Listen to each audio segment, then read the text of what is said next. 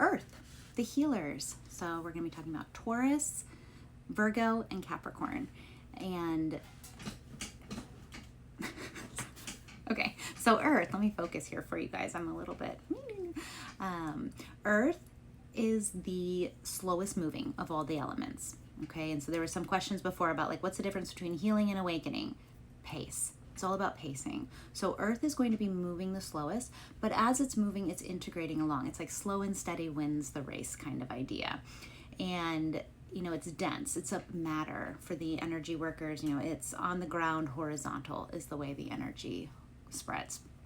And so earth signs, just like their element, are concerned with things of this earth, and things of this earth, you know, are going to be material. Sometimes the earth signs get a kind of condescending attitude from, you know, some around like they're so materialistic. Well, of course they're materialistic. They came here to be motivated, interested in, and oriented to things of this earth and working with things of this earth, which includes our bodies, right? We have our physical bodies. And so one of when we think about healing and like what does healing mean, like if we're a healing moon, like to heal myself, what does that mean? And if you look up the definition of healing, it's a restoration process, right? It's bringing things back into wholeness, which suggests that something was lost, cut out, injured along the way, and that there is this kind of returning to wholeness concept in there. And so, you know, when we think about, you know, the density, the slower pace, although there is an endurance to Earth, unlike the others, it is the most stable and practical of all the elements because it is of matter and it is the densest. So it's kind of like that. It might be slow to get going, but once it goes, it goes. You know, it's like the train building that volition to then take off, or a steamroller. It's not moving fast, but you're not really messing with that. Like it's going where it needs to go, and it doesn't matter what's in the way.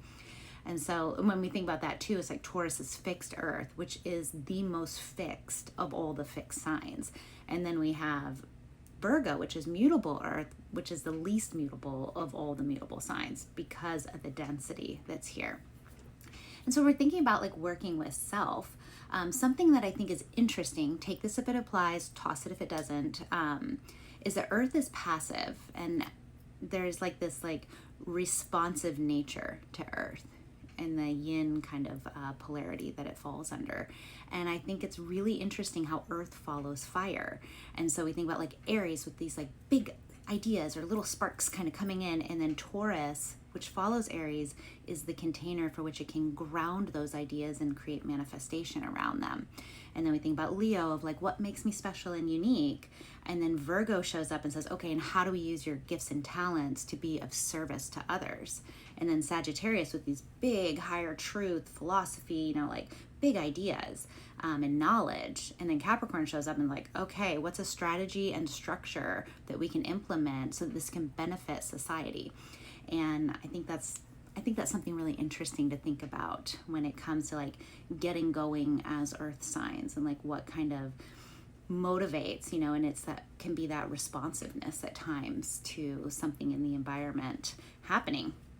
And so, yeah, I mean, the body is a great place to start. I think somatic practices are fantastic for every and all people, and especially earth signs. You know, working with the body can be a particular strategy, sometimes a pain point, like being over attached to the body. Body image stuff can come up around this, the health of the body, but thinking about, you know, somatic practices, you know, whether that's, you know, like yoga nidra or literal yoga, you know, working with the body and moving the body as a form of healing. And then we think about healing practitioners, doctors, chiropractors, neuropaths, flower essences. What are some more, you know, just, I know you guys are probably full of them as I'm talking and thinking of different ways. Oh, massage therapists, working with the tissue of this body. Our issues go into our tissues. And so being able to work with that as well can be a place that, you know, whether this is the moon with self or sun, your solar energy, what you're doing with other people to be in service to this world. You know, herbs, crystals, rocks of this earth, you know, Mother Nature, getting out, communing with nature, hugging a tree, you know, grounding your bare feet into the earth. these different ways that we can feel connection. Gardening, of course, plants, you know, the animals, another one that, you know, things of this earth, resources, working with different resources.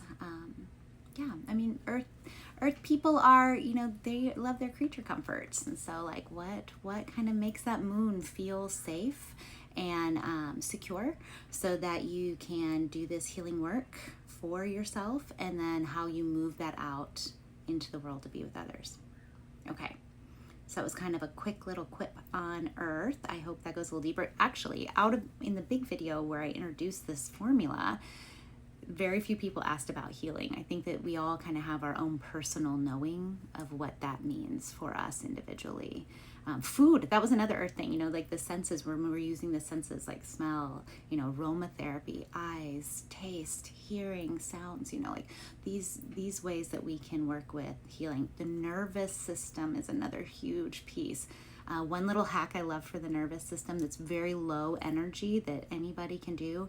If you have putting on bird song in the background, I think it's so interesting how evolution-wise our nervous systems respond to the birds singing, and it's very calming and soothing, because back in the day, when the birds were singing, that meant that there was no bad weather coming and there were no predators around, so we were safe. And so there can be a calming sensation of having bird song in the background. So that's something you can do. Just if you don't have energy to do anything else, you can put some bird song on your speakers in the background, and that can be a little way to help your nervous system ground down, right? So nervous system healing can be a huge piece of the work that we do with ourselves and with other people. We're herd animals, so our nervous systems sync up with everybody around us. You know, you hear a loud noise and you're in a group, everyone makes eye contact to see like, are we safe? And the first person to laugh, everybody goes, yeah, we're safe.